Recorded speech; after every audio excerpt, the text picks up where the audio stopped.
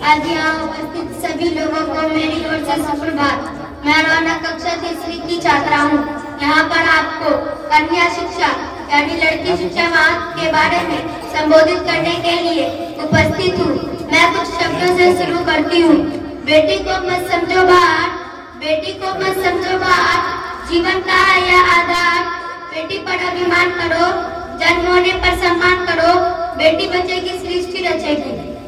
आज के समय में भी लड़कियों की शिक्षा पर अधिक महत्व नहीं दिया जाता है। समाज में कई लोगों की सोच ऐसी है कि लड़कियों को नहीं पढ़ाना चाहिए, उन्हें उच्च शिक्षा नहीं देनी चाहिए, लड़कियों को आज वो दर्जा नहीं दिया जाता है जो कि उन्हें मिलना चाहिए।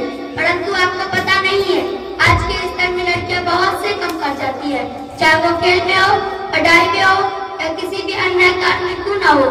लोग केवल यही सोचते हैं कि लड़कियां घर पर ही रहे, स्कूल न जाए, काम करे। परंतु आप एक शिक्षित पीढ़ी है, आप लोगों को यह समझना होगा कि लड़कियों को शिक्षित करना कितना आवश्यक है।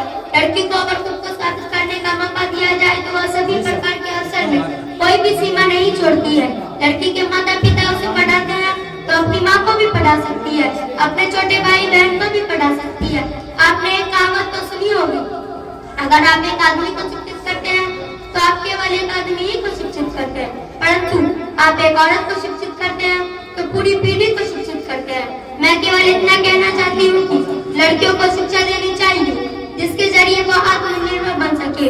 और अब मैं 2 लाइनों के साथ अपनी वाणी पर विराम दे रही हूँ कि लड़कियाँ खिलौना नहीं होती जनाब, लड़कियाँ खिलौना नहीं होती जनाब, पिता तो यूं ही प्यार से बुढ़िया कहते हैं। धन्यवाद।